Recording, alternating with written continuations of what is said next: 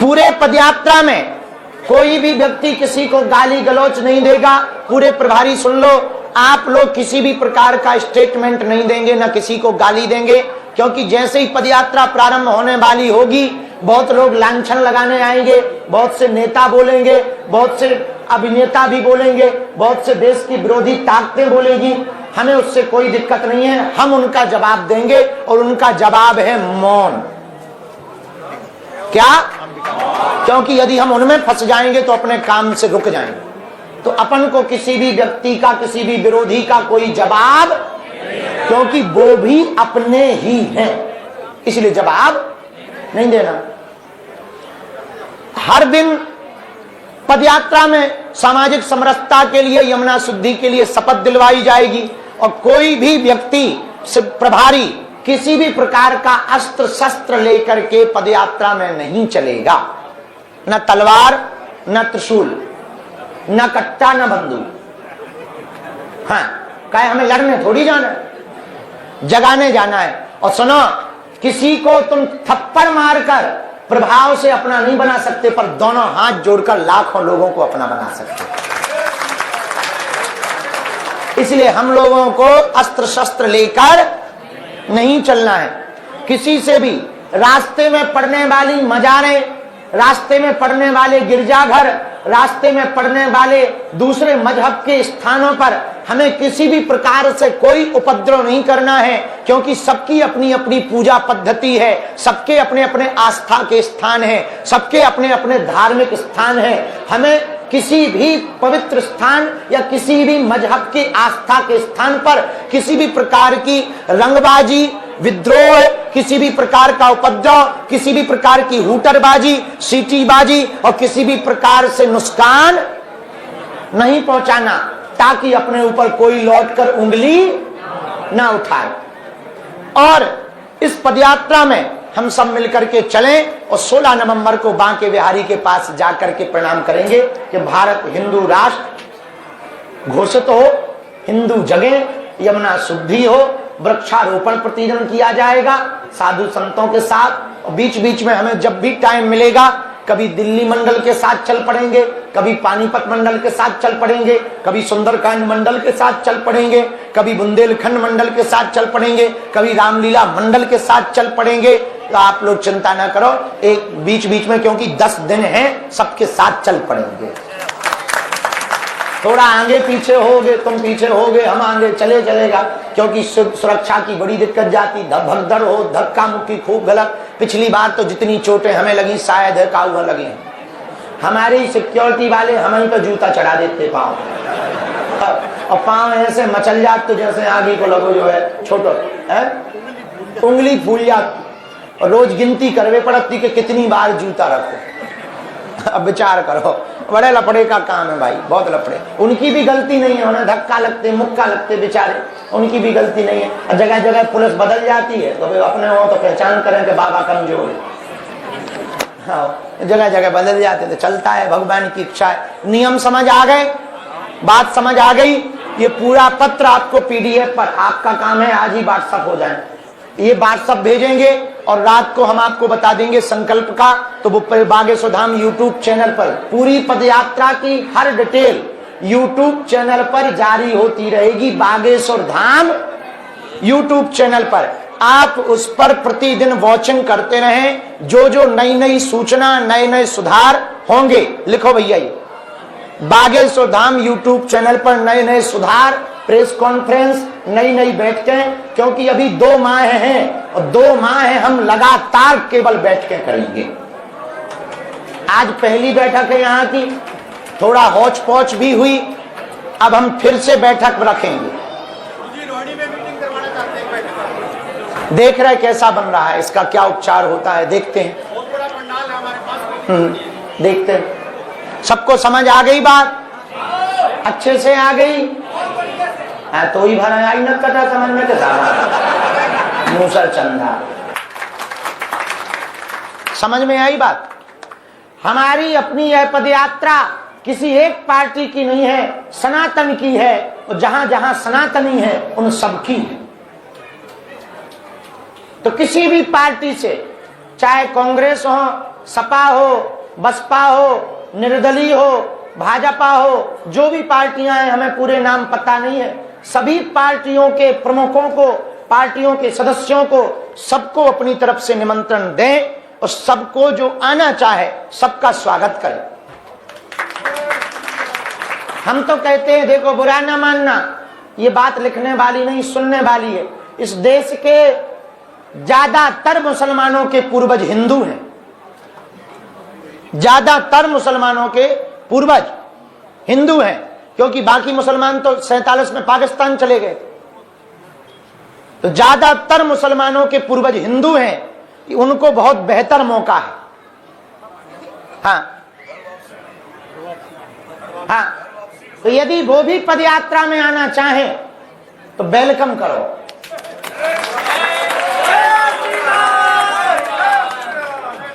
इतना उदार दिल सनातन का ही हो सकता।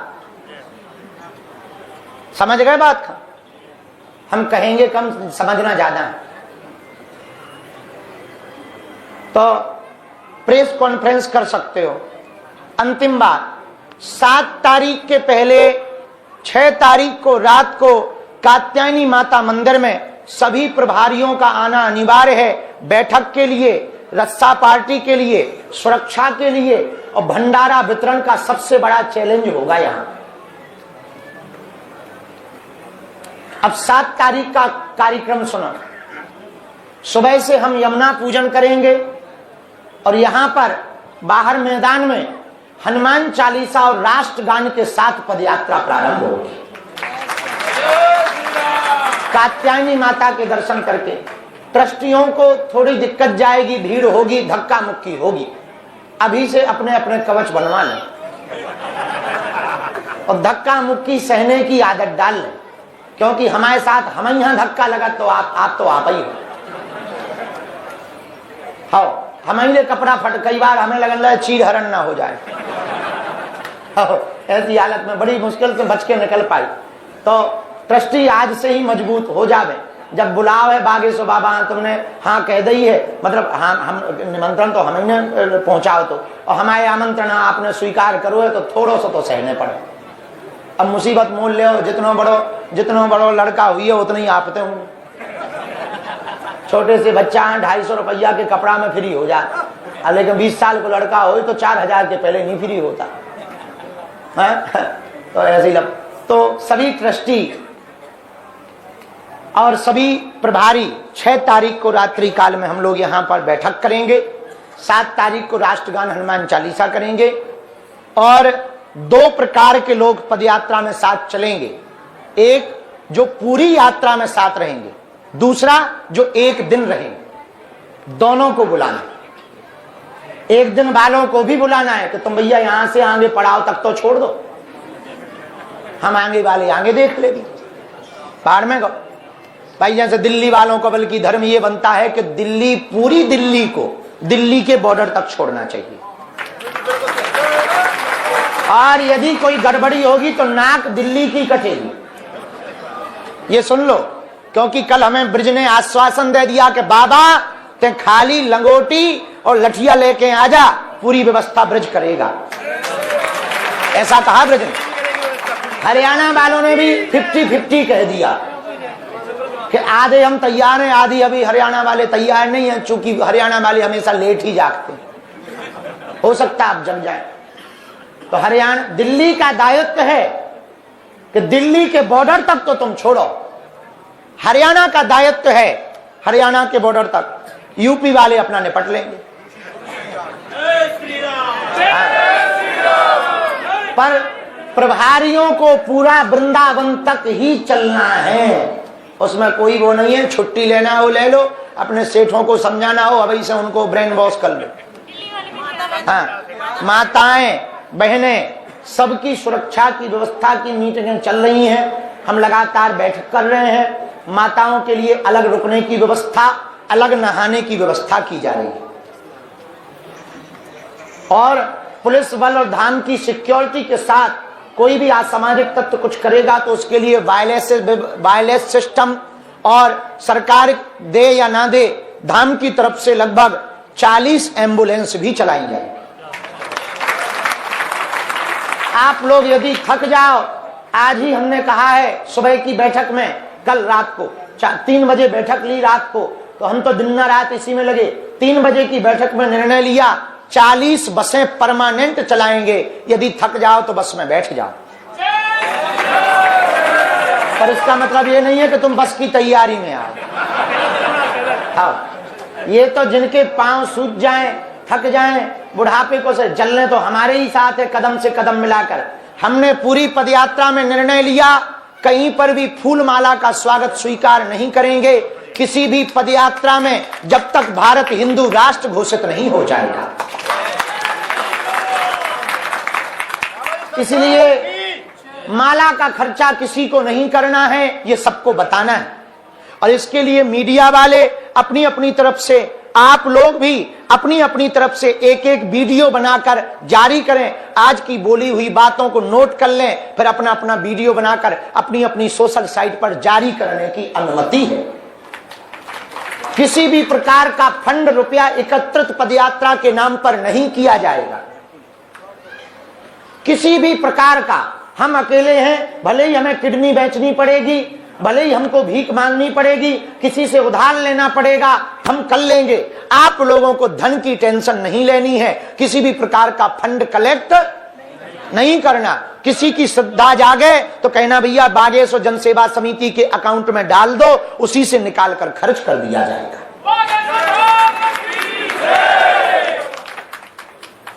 पूरी पदयात्रा में पिछली बार चोट बहुत लग जाने के कारण हम चप्पल या जूता तो खड़ाऊ तो इस बार भी नहीं पहनेंगे, लेकिन कपड़ा के सॉक्स जरूर पहनेंगे।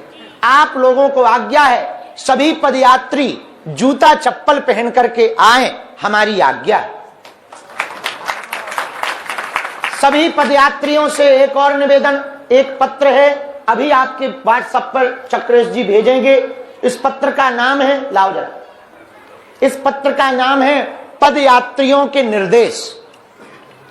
पदयात्रियों के जो निर्देश हैं, उनमें पहला निर्देश तो यह है कि हर दिन सुबह पदयात्रा जब चालू होगी तो आपको आगे नहीं चलना होगा, साथ में चलना होगा।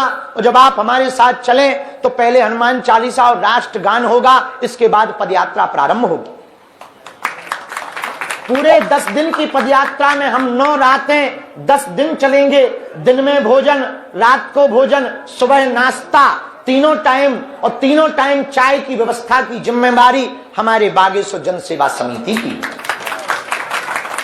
उसके लिए लगभग 20,000 सेवादारों की आवश्यकता है, उसकी तैयारी चल रही है। आप यदि सेवा करना चाहो, आपका मंडल, सुंदरकांड मंडल या दिल्ली मंडल या फिर रामलीला मंडल या फिर ग्रेटर नोएडा वाला मंडल या मंदिरों वाला मंडल या फिर जो है बुंदेलखंड मंडल, कोई एक सेवा लेना चाहे तो अपना नाम, अपनी व्यवस्था की जिम्मेवारी आप इनको बता सकते हो। उसका कार्ड बना करके चाय वितरण की सेवा, बसों की सेवा, एक सबसे बड़ी दिक्कत आनी है, लोग बैग लेके आएंगे, उसके लिए लगभग 10 ट्रक की व्यवस्था करवा रहे हैं।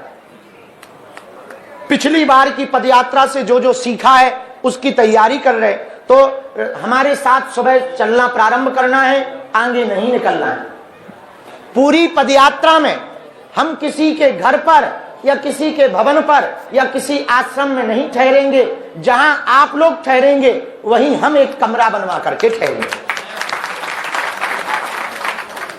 पूरी पदयात्रा में रात्रि में संगीत कार्यक्रम है, यदि जग सको तो जग सकते हो।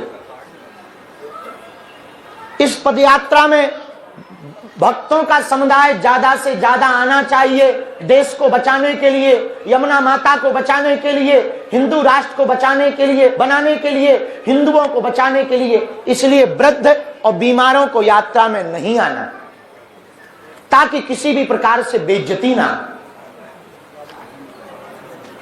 वृद्ध मतलब 70+। हाँ, अपने आप को बूढ़े मत समझ लेना। तीसरा, इस पदयात्रा में जो भी यात्री आवे, 3 चीजें आपकी हमें बहुत आवश्यक है लाना साथ में।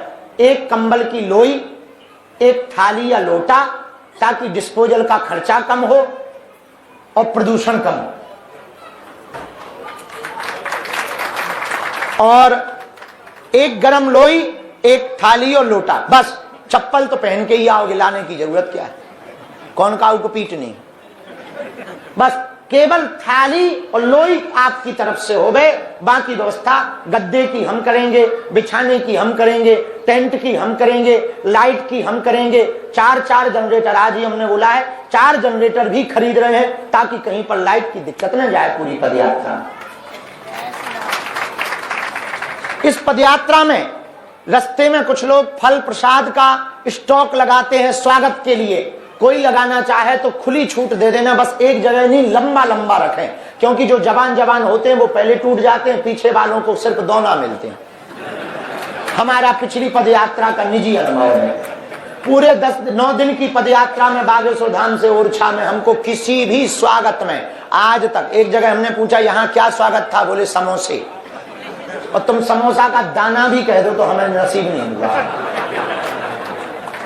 इसलिए एक जगह में नहीं, लंबे लंबे में लगाने की छूट है। पानी का स्टॉल, टैंकर, सब जो लगाना चाहें, ग्राम पंचायत क्षेत्र या जो, वैसे कात्यायनी माता मंदिर वाले तो दिल खोले ही है और भी खोलना चाहिए।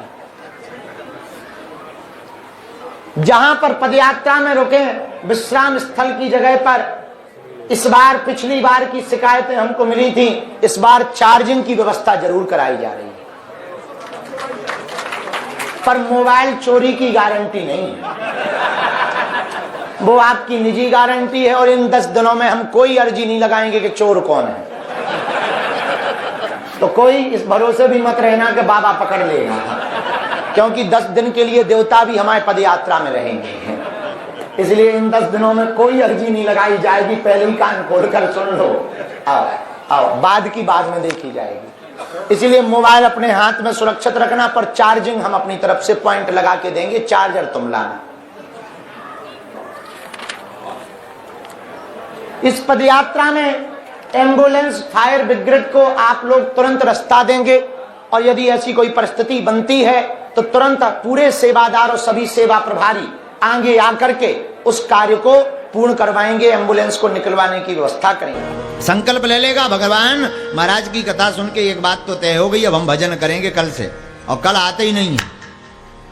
इसलिए तो महापुरुष कहते हैं, काल करे सो आज कर, आज करे सो अब, अरे पल में परलय होएगा भैया, गौर करेगा तो। काल करता है तो आज कर, आज करता तो अब कर, और एक बार जो ठान लिया मुड़कर मत आओ।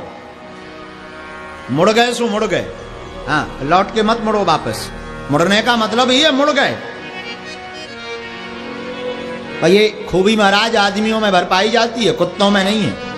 एक बार कुत्तों का झगड़ा हुआ, तो एक जने बोले झगड़ा होता ही है कुत्तों में, अन्य में होता ही नहीं। एक बार महाराज कुत्तों का झगड़ा हुआ,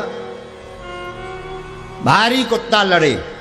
एक उसमें कुत्ता था जिसका नाम था कलुआ। कलुआ नाम के कुत्ते ने बड़ा उदम मचाया, तो कुत्तों में खूब उत्पात मचा। तो बाकी कुत्तों की बैठक बैठी, तो कह दिया, जा भाई कलुए, अब लौट कर नहीं आना मेरे समाज में। कलुआ बोला, हम नहीं आएंगे। बोले ठीक है जा। 2-4 दिन तो कलुआ यहाँ वहां भागता रहा, बाद में लेकर उसे वहीं आना पड़ा। और जब कलुआ वापस आ गया तो सब कुत्ते बोले, क्यों रे कलुए, तू फिर आ गया लौट के? कलुए तू फिर आ गया लौट के? फिर तू लौट के आ गया कलुए? अरे दल बदल हुआ कलुआ, अरे दल बदल हुआ, चला जा लौट कर यहां से, तेरे आने से हैरान हैं हम। कलुआ, अरे दल बदल हुआ, लौट कर चला जा यहां से, तेरे आने से हैरान हैं हम, तुझे फिर हम अपने दल में मिला लें, क्या इंसान हैं हम? अरे कलुआ, दल बदल हुआ, तू फिर लौट कर आ गया, लौट कर चला जा वापस यहां से, तेरे आने से हैरान हैं हम, और तुझे फिर अपने दल में सम्मिलित कर लें, क्या इंसान हैं हम? हाँ, क्या समझता हम इंसान हैं? भाग यहां से वापस। ये खूबी महाराज इंसानों में बड़ी पाई जाती है। झूठ बोल करके फिर वापस वो कहे कॉल खा रहे आज के बाद पीवी ना, 4 दिन बोले बात तो कहा है जबरदस्ती पे वहां दई आगे के लगे, राम राम ना यार लो जबरदस्ती का ने तो पे करवा पग गई भड़काए पे भाव। बड़ी आफत महाराज, बड़ी आफत है। इतना झूठ आदमी करना खुद है। वो तो हम फंस गए थे, गलती हमारी नहीं है। वो तो फंस गए। सुबह बोले तनक से पी लो, अबे तो सब जने बैठे, अच्छा ही लगा, तुम खाली बैठे, बाकी सूखे बैठे। आगे के लगे हरो, नक कटा हरो, हैं गंगा जल पिलाओ, तुलसी दल खवाओ, सीताराम करवाओ, यही भर में काय बह के तुम भक्त संतन के संगे रह के काय नहीं तुम बाबा बने यहाँ। पग्गा भर में तो कहते थे हम बहक गए थे महाराज, अभी जबरदस्ती पकड़ ले गए, फिर वो तो सब जने पियते सो हमें लगी तनक हवाई पी लगी, नक कटा ठठरी के बरे हैं। तो संतन के संगे रहा, एक बार बाबा बन जा तब जानिए कि तो संगत में बेचारो नाई नहीं कर पाओ, है मना नहीं कर पाता। अरे भाई ध्यान दीजिएगा, कुत्तों में भी मर्यादा होती है पर आदमियों में मर्यादा नहीं है महाराज, है। इसी प्रकार आदमी भी बड़ा विचित्र है। लेकिन लिखा जितासनो, आसन को जीतो। एक बार बैठ गए सो बैठ गए। कथा का दृढ़ संकल्प कर लिया कि हमें 7 दिन पूरी सुननी है, सुननी है।